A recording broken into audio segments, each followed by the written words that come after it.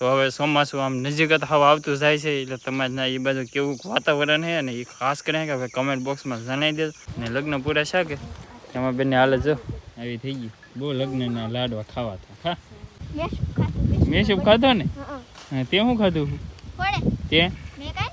તે કાંઈ ને ખાધું એ જો રમે લૂડું બેને મેં શું ખાધું તો ખૂતા હતા જમી આવવાનું હજી કે જમી આવવાનું ખૂતી તો કે જમી આવવાનું હોય બા કેમ છે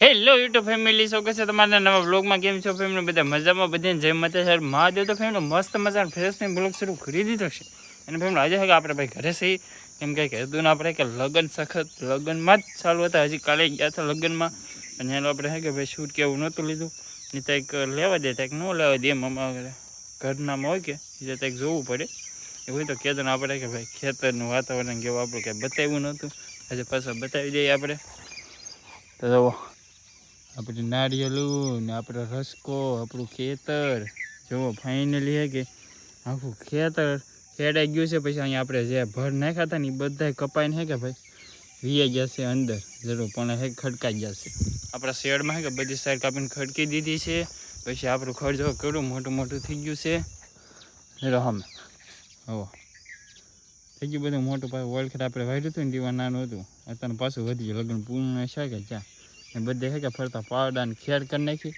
ને આપણે બધે શેડમાં કમ્પ્લીટ ભરાઈ ગયું જો આવી રીતના એટલું બધું અહીં મારો ખાટલો રહેતો ના હે કે હવે સાઈડ ખડકી દીધી એટલે થોડીક જગ્યા છે એમાં આપણે ખાટલો રહી રહે બાકી તો જો આપણે આ બધા મસ્ત મસ્ત કે પાછા ભાઈ ફૂલ થઈ ગયા છે જુઓ અમારે કંઈક અહીંયા છે કે આવું વાતાવરણ છે આમ ગણો કે ફેમિલી તો હવે ચોમાસું આમ નજીક જ હવા આવતું જાય છે એટલે તમારે એ બાજુ કેવું વાતાવરણ છે ને એ ખાસ કરીને કે હવે કમેન્ટ બોક્સમાં જણાવી દેજો કેમ કે રાહ છે કે ખેડૂતને હોય કે કેવા વરસાદ આવે ને કેવા અમે વાવીએ એટલે જો આ ઠેફા છે કે એને પલાળવાના હોય ભાઈ જો આ બધું છે કે એમાં એટલે લાટ જરૂર હોય ને તો એ ખેડૂતને હોય કે વરસાદ આવી જાય તો અમારે પાછા મોલાય તો બધું ખેતરમાં થઈ જાય એટલે તમારે કેવું વાતાવરણ છે ને એ ખાસ કરીને કે ભાઈ કમેન્ટ બોક્સમાં જણાવજો કેવું વરસાદ આવશે કે નહીં આવે કે બહુ વાર લગાડશે એવું બધું ને હવે આપણે છે કે મસ્ત મસ્ત ફ્રેશ થવા આવવું છે કેમ કે આપણે કાલે લગ્નમાં ગયેલા હતા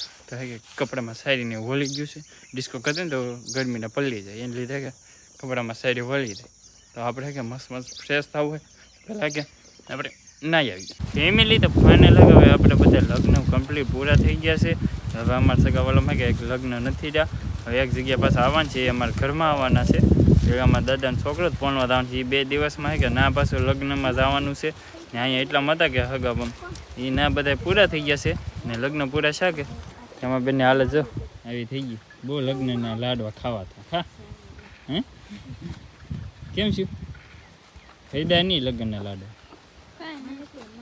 ના ના હૈદા નહીં તો અહીંયાનો કાંઈ ગોદરો ઓઢું હુતા ન હોય કોઈ હે ટાઈટ હોય ભેડા ઉનાળે તને ટાઈટ હોય અત્યારની કેટલી ગરમી થાય તમે બધા લગ્નમાં જોયું બધા ગરમીના પલ્લી ગયેલા હોય તો ડિસ્કો ને રાસ ને એવું બધું બહુ બધું લેતા હા બહુ એટલે બહુ ગરમી થતી હતી ને આ ઘેરે હું થઈ ગઈ એને ટાઈટ હોય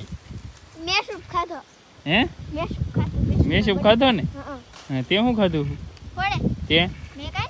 તે કાંઈ ને ખાધું એ જો રમે લૂડું બેને મેં શું ખાધું એ તો ખૂતા હતા ઓછા ખવાય ને મેસું તો માવા મલાઈ ખાધી શાક રોટલીમાં આવું ન થાય કાબા તમે શું ખાધું લગ્નમાં શું બીજી તકલીફ એવું જ થાય જો મારે બરાબર ઊનવાથી રે અમારે બેન હવે લગ્ન સીધા નહીં કેમ સખત હે કે ભાઈ 2 આમ ગણો તો 2 મહિના છે તારના હે કે લગ્નમાં અમારા પૂર્ણભાઈના લગ્નની તારીખ આવી કે ચારના બધા કામમાં લાગી ગયેલા હતા તેથી આજ કેટલી 3-4 તારીખ હે હજી કાલમાં હે કે એક લગ્ન હે 1 મહિના થઈ ગયા બીજો મહિનો ચાલુ થઈ ગયો આજ 2 તારીખ છે 10 જમણ 11 જમણ છે 11 જમણ છે હવે લગ્ન હજી હે કે 4 તારીખમાં પાછા લગ્ન છે. પાછું બે જગ્યા જમણવાર છે. એક નોતેરમાં છે ને એક પાછું જાનલી જવાનું ન્યા છે.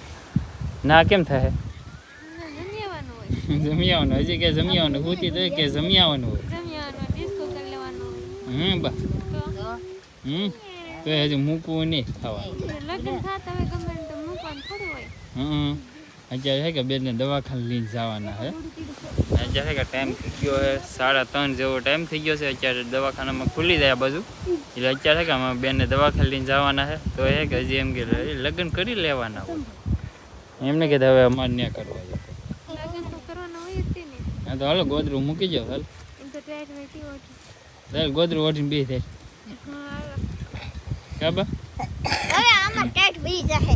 હે આમાં ટેટ વી જાહે. એમાં ટેટ વી જાય. હા હા હા એવું છે. એમાં ટાઈટ વી આપલા કેટલા આસુ છે. હા ભરા ઉનાળે ટાઈટ હોય.